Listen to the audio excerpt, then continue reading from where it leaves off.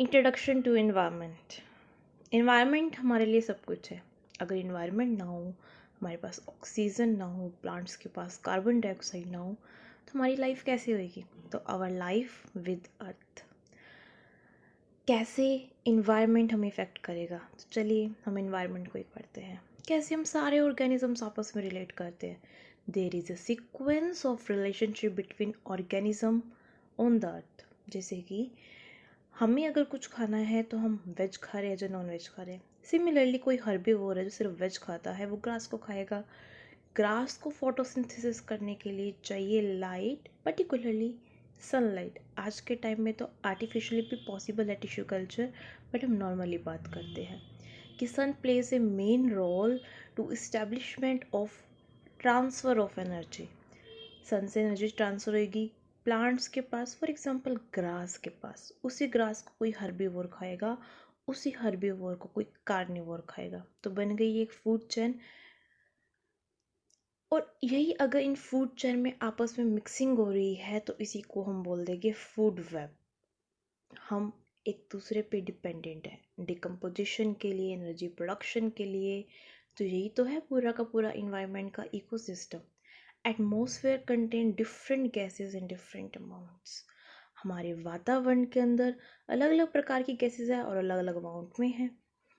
और प्लांट्स देखिए, ऑक्सीजन भी जरूरी है, बट इसका मतलब ये नहीं हमारे लिए कार्बन डाइऑक्साइड जरूरी नहीं है। कार्बन डाइऑक्साइड भी उतनी ही जरूरी है, बट एक लिमिट अमाउंट में, क्योंकि ये फोटोसिंथेसिस करती है। प्लांट्स को नीड है कार्बन डाइऑक्साइड की फोटोसिंथेसिस के लिए। अब ऐसा नहीं है कि इन्वायरमेंट सिर्फ ह्यूमंस के लिए ही है, और ऑर्गेनिजम्स के लिए भी है। और ऑर्गेनिजम्स को भी ऑक्सीजन चाहिए उनकी रेस्पिरेशन के लिए। रेस्पिरेशन मीनिंग जब फूड डिकम्पोज होगा इन प्रेजेंस ऑफ ऑक्सीजन और कार्बन डाइऑक्साइड, एनर्जी रिलीज होगी। तो इन्वायरमेंट इज़ फॉर ऑल। लेकिन हो क्या रहा है? क्या अर्थ हमारे हाथ में सेफ है? क्या हमने अर्थ को हम अच्छे से केयर कर रहे हैं अर्थ की? जहाँ हम global warming, green house gas की इंक्रीमेंट में हेल्प कर रहे हैं।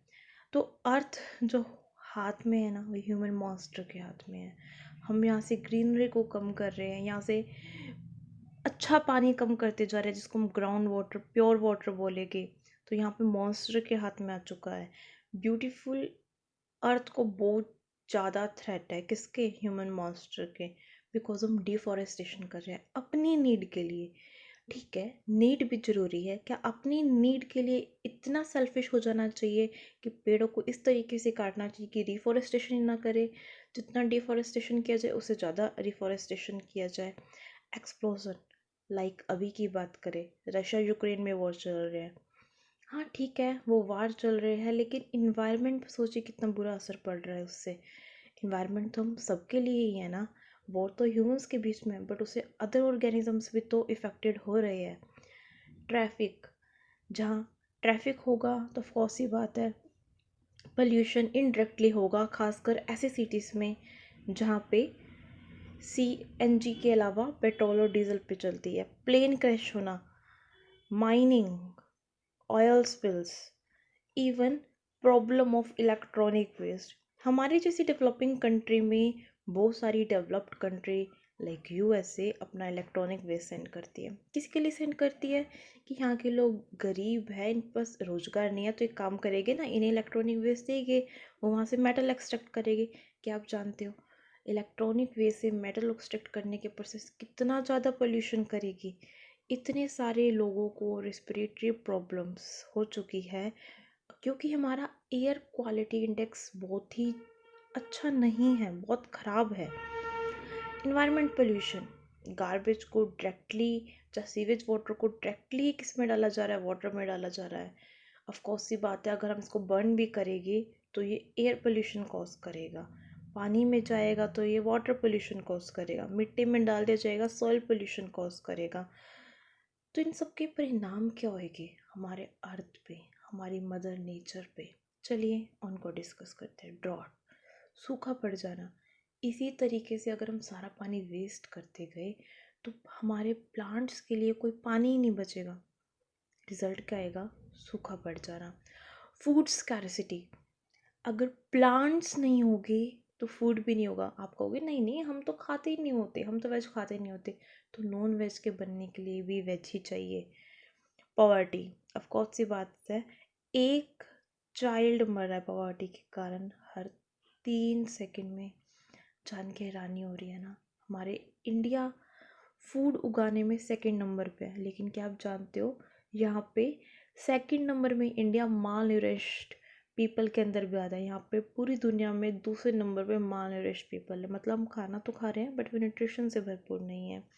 एमर्जिंग एपिडेमिक्स, अच्छा खाना नहीं होगा, अच्छा पानी नहीं होगा, तो ऑफ कोर्स सी बात है बहुत सारी बीमारियां बढ़ने के चांस रहेंगे।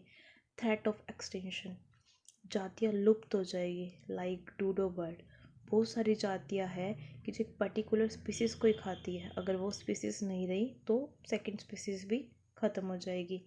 तो अब टाइम आ चुका है कि हम अवेयर रहे अपने अर्थ को प्रोटेक्ट करने के लिए। हमारा अर्थ, हमारी मदर नेचर, हमारी मम्मा नेचर। चलिए कर कैसे सकते हैं?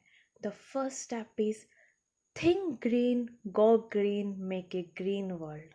अगर हम ग्रीन सोचेंगे तभी हम ग्रीन बनाएंगे और ग्रीन वर्ल्ड बनाएंगे।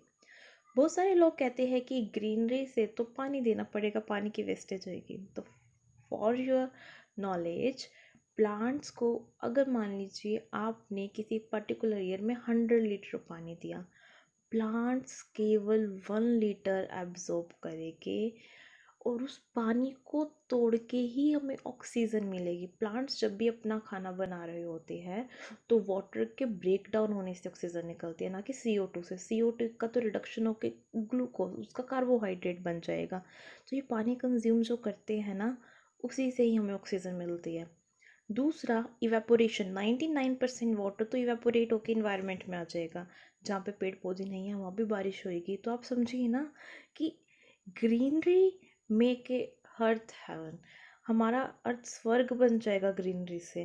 तो अर्थ पानी वेस्टेज नहीं है। हम तो ऐसे प्लांट्स भी ग्रो कर सकते हैं जो हार्मफुल वाटर को भी, इवन ऐसे प्लांट्स है भी सही जो हैवी मेटल्स को, जिन्हें एज ए बायोरेमिडिएशन के लिए यूज़ किया जाता है। हम अपने अर्थ को तभी स्वर्ग बना सकते हैं जब हम think green, go green, make a green world. Thank you, it's all about today.